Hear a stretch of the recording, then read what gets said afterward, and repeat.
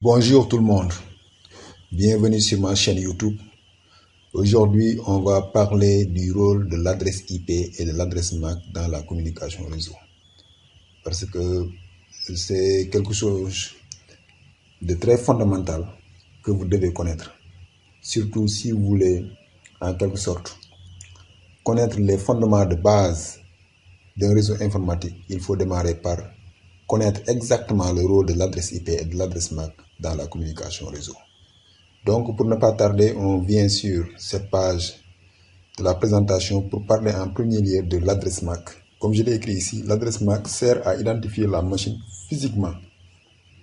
Donc, l'adresse MAC a une valeur unique pour chaque machine.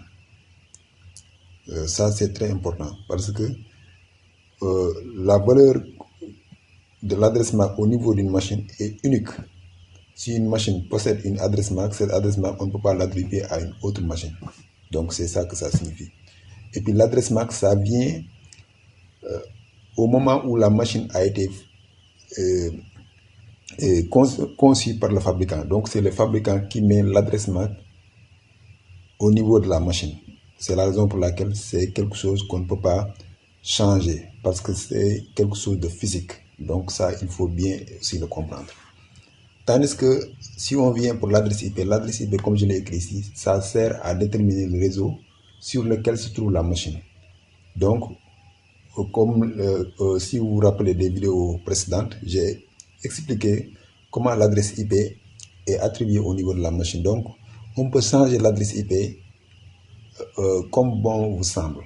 On peut le changer à n'importe quel moment. Parce que l'adresse IP, ça sert à déterminer le réseau sur lequel se trouve la machine. Donc, ça, il faut bien aussi le comprendre. Donc, l'adresse, c'est ça, l'adresse IP et ce que je viens d'expliquer en premier lieu, c'est l'adresse MAC.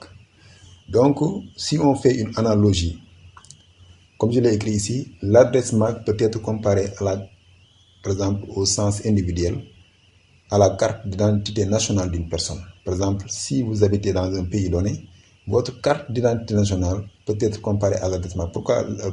La raison pour laquelle j'ai fait cette analogie est que la carte d'identité nationale, une fois que c'est conçu et qu'il y a un numéro, ce numéro est unique et on ne le changera pas.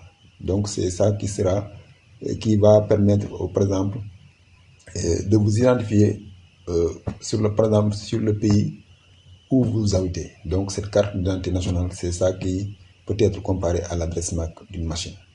Tandis que l'adresse IP peut être comparée à l'adresse, par exemple, de votre domicile. Par exemple, j'ai pris ici un exemple de Bob Williams. Bob Williams, son numéro de carte d'identité, comme vous le voyez, c'est un exemple seulement que je prends pour que vous puissiez comprendre. Mais ce n'est pas quelque chose de réel. Et puis Bob Williams, par exemple, son adresse, c'est la rue 116, appartement 2 à New Jersey. Ça, c'est un exemple. Par exemple, là où vous habitez, vous avez une carte nationale d'identité qui peut être comparée à l'adresse MAC et vous avez votre adresse de domicile qui vous permet d'être localisé. Par exemple, si on veut trouver Bob Williams, on sait là où il habite grâce à son adresse de domicile qui peut être comparée à l'adresse IP. Donc, je pense que ça, donc vous le comprenez.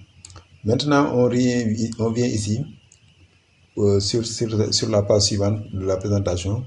Comme je l'ai écrit, il faut deux adresses, à savoir adresse MAC et adresse IP pour la communication entre deux machines.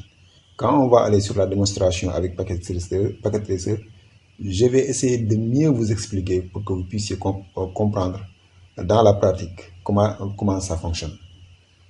Donc, on vient ici pour sur Packet Tracer, j'ai un scénario très simple composé par exemple, d'un commutateur qui est branché sur 3 machines. C'est notre réseau local. Et puis, on a un routeur Wi-Fi qui nous sert, par exemple, de communication vers l'externe, surtout l'Internet. Et puis, sur le côté gauche, j'ai mis un serveur simulant, par exemple, un réseau Internet sur ce côté, donc sur le côté droit. Donc, j'ai déjà fait la configuration des adresses IP parce que je veux aller plus rapide parce que ça, vous le connaissez déjà, la configuration des adresses IP. Parce que l'adresse IP, comme je l'ai écrit, c'est attribué de façon, soit de façon automatique ou bien de façon manuelle. Mais dans chacun des cas, c'est vous qui soit, vous l'administrateur du réseau, qui va en quelque sorte définir l'adresse IP. Tandis que l'adresse MAC, vous ne le définissez pas, c'est le fabricant de la machine qui définit l'adresse MAC. Donc, ça c'est très important. Et puis, comme je l'ai dit, pour que la communication ait lieu entre deux machines, il faut l'adresse MAC et l'adresse IP. Par exemple, si la machine PC0 que vous voyez ici veut communiquer avec machine PC1, il faut que PC0 dispose de l'adresse MAC de PC1 et de l'adresse IP. L'adresse IP, PC0 va le connaître automatiquement parce qu'une fois que vous construisez le paquet, en premier lieu, il faudra avoir l'adresse IP de la machine à laquelle vous voulez communiquer. Donc ça c'est pas un problème. Le problème en est que comment encore PC0 peut obtenir l'adresse MAC de PC1 si elle veut communiquer avec PC1. C'est ça le problème. Donc en ce moment, on revient ici sur la présentation pour faire un petit rappel sur ce protocole qu'on appelle ARP. Parce que c'est là où ARP va intervenir. Comme je l'ai écrit ici, ARP permet de trouver l'adresse MAC d'une machine. La machine lance un message ARP qui est un message de diffusion. Et puis pour vous montrer ça en action, on vient ici sur Packet Tracer. Par exemple, on va essayer de lancer un message ping à partir de PC0 vers PC1. Et puis, comment les choses vont se passer. On va essayer de venir ici sur simulation.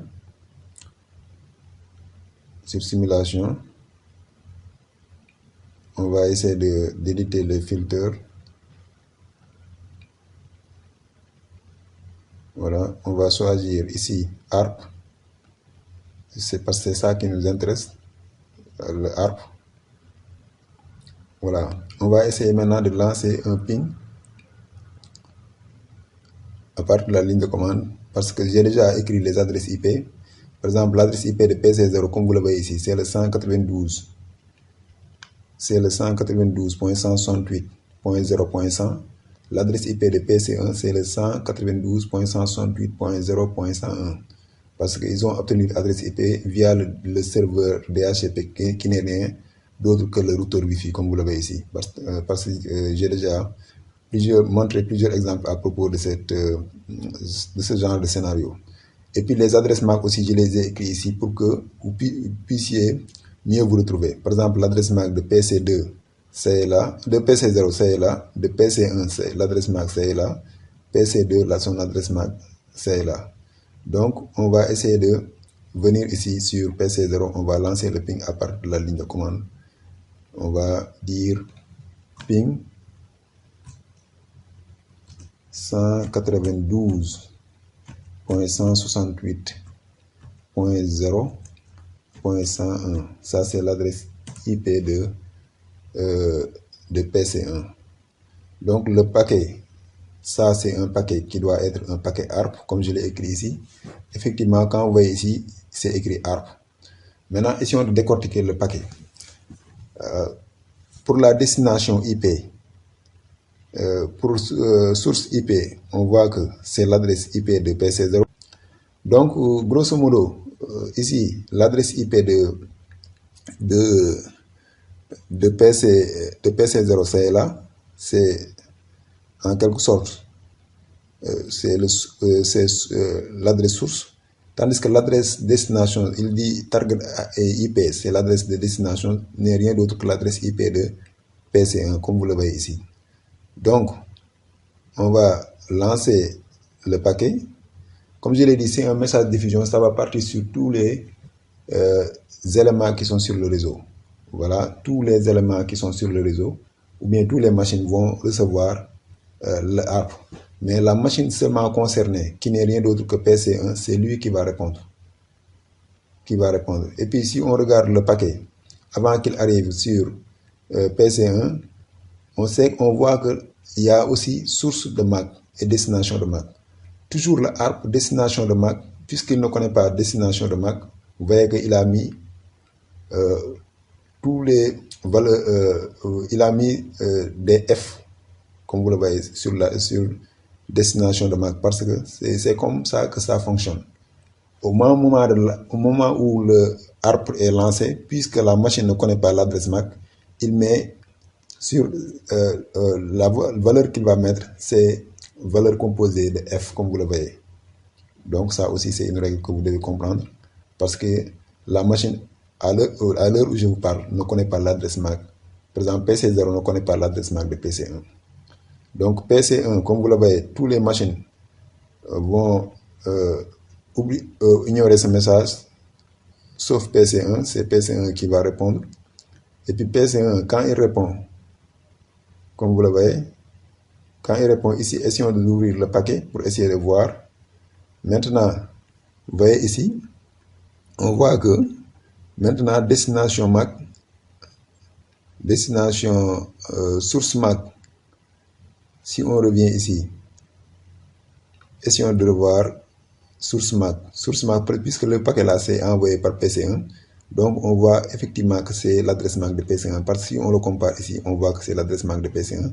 Destination MAC n'est rien d'autre que l'adresse MAC de PC0, comme vous le voyez ici. Si on vient ici, on voit que c'est l'adresse MAC de PC0. Excellent. Vous voyez, c'est comme ça que ça fonctionne. Maintenant, vous voyez qu'il a crocheté en vert, cela veut dire que PC0 maintenant dispose de l'adresse MAC de PC1 pour pouvoir établir la communication. C'est ça qui est très très fondamental. C'est ça que vous le connaissez. Parce que je vois que beaucoup de gens pensent qu'ils connaissent ça du moins. Mais au fond, quand vous les posez des questions, vous voyez que quelquefois, vous voyez que ça reste beaucoup. Mais si vous comprenez ce concept, c'est un concept très fondamental. En premier lieu, la machine demande l'adresse MAC. Maintenant, essayons d'arrêter la simulation parce que c'est ça que je voulais montrer.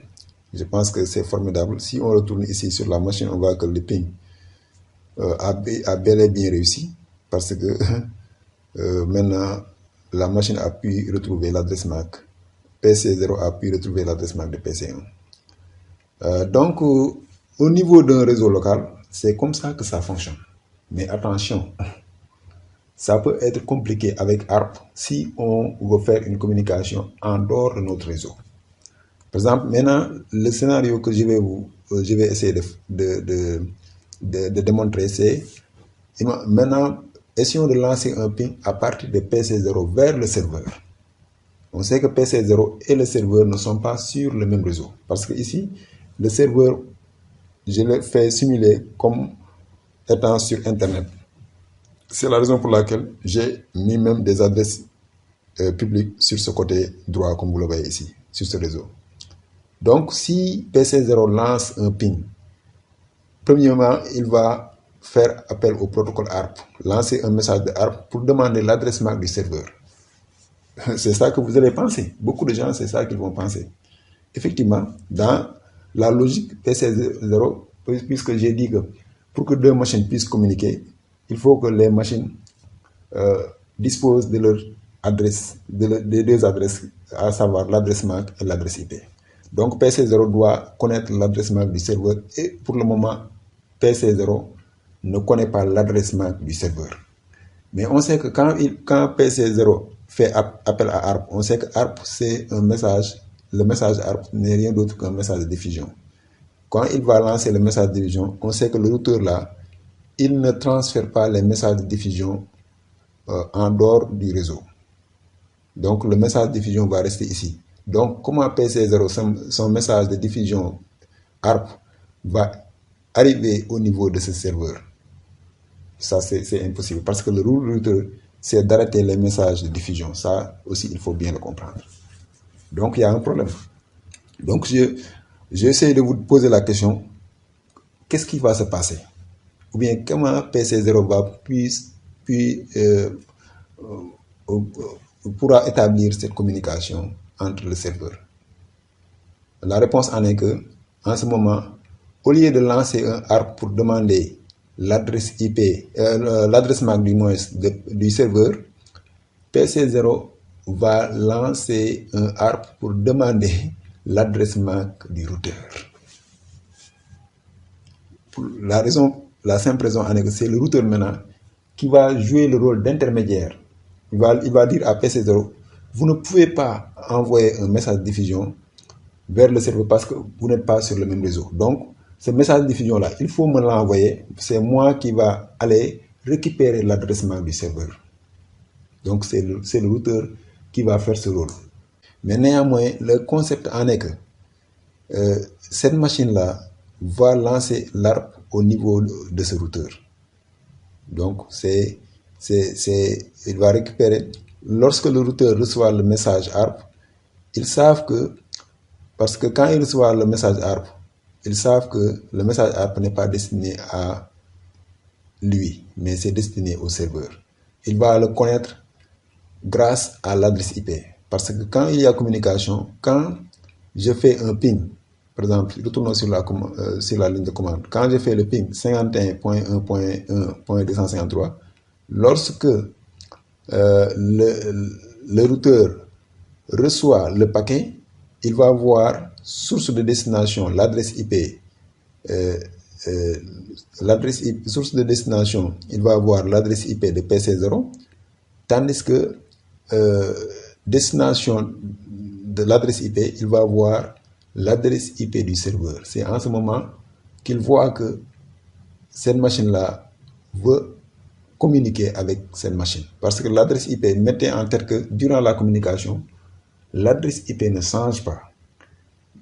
Si c'est une communication externe, cela veut dire si c'est une communication en dehors du réseau, l'adresse IP ne change pas. Mais l'adresse MAC change de routeur en routeur. Parce que le routeur ne transfère pas les messages de diffusion. Ça, c'est un élément capital, un élément fondamental que vous devez connaître dans la communication réseau. Une fois que vous connaissez ça là, vous serez en mesure de résoudre beaucoup de problèmes si vous avez un dépannage de réseau informatique. Ça, je vous le garantis. Donc, mettez en tête que l'adresse MAC change au fil du temps, tandis que l'adresse IP ne change pas durant tout le chemin de la communication. Donc ça, c'est très capital. Donc, grosso modo, c'est ça que je voulais vous expliquer avec cette vidéo. Malheureusement, je n'ai pas eu la possibilité de faire la démonstration pour la communication en dehors du réseau parce que cette machine-là connaît déjà l'adresse IP, l'adresse MAC du routeur. Mais pour vous montrer dans la vie réelle, ou bien au niveau de votre machine, si vous utilisez une machine Windows, quand vous allez sur la machine, par exemple, si je viens ici sur panneau de configuration, et puis je vais sur le centre de réseau et partage, je vais sur modifier les paramètres de la carte, je vais sur la connexion que j'utilise, c'est la connexion réseau sans fil. Avec cette carte de réseau sans fil, vous faites un clic droit, vous allez sur statut, vous allez sur détail. Vous voyez que ici, l'adresse IP de notre passerelle par défaut, cela veut dire c'est notre routeur qui n'est rien d'autre que parce que moi je partage la connexion sans fil de mon téléphone Android. Donc c'est mon téléphone Android qui joue le rôle d'un routeur et puis son adresse IP c'est le 192.168.43.158. Donc, pour vous montrer que cette machine-là connaît l'adresse MAC de ce routeur, on va aller sur la ligne de commande. Vous allez sur ce qu'on appelle CMD, je pense que beaucoup d'entre vous peut-être le connaissent. C'est la ligne de commande de Windows. Vous faites la commande ARP-A.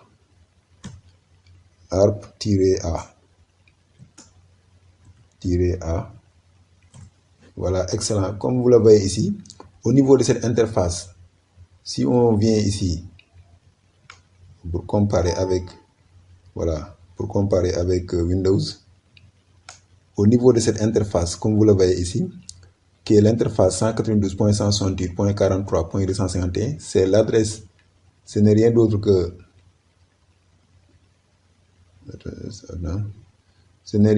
l'adresse l'adresse de notre réseau, de notre carte réseau. Vous voyez exactement. Tandis que la passerelle par défaut, c'est le 192.168.43.158. Vous voyez ici au niveau de la... Parce que ARP-A, ça vous permet de vous donner ce qu'on appelle la table d'adresse MAC. Cela veut dire la correspondance entre adresse IP et adresse MAC. Par exemple, si vous voyez, ça c'est l'adresse de notre routeur, ça c'est l'adresse MAC. Parce que comme je vous l'ai dit, ma machine, à chaque fois qu'il veut consulter, par exemple, un site internet ou bien un serveur web qui se trouve au niveau de l'internet, à chaque fois qu'il veut faire cette communication, il va passer par le routeur en utilisant ce qu'on appelle ARP. Il va essayer en premier lieu de connaître l'adresse MAC. Une fois qu'il connaît l'adresse MAC du routeur, il va mémoriser ça au niveau de cette table d'adresse MAC. C'est la raison pour laquelle quand vous faites cette commande ARP-A, vous, en premier lieu, l'entrée que vous allez avoir au niveau de ce tableau, c'est en premier lieu, c'est la correspondance de l'adresse IP de la passerelle par défaut, qui n'est rien d'autre que l'adresse IP du routeur et son adresse MAC. Les autres adresses MAC, ça c'est l'adresse MAC, la correspondance entre l'adresse qu'on appelle l'adresse de diffusion, qu'on appelle en anglais broadcast address, et puis sa correspondance, c'est l'adresse qui prend les valeurs de F, comme vous le voyez ici. Mais l'essentiel, je pense que vous avez appris quelque chose avec cette vidéo. Je vous remercie d'avoir regardé et je vous donne rendez-vous à la prochaine. Merci beaucoup.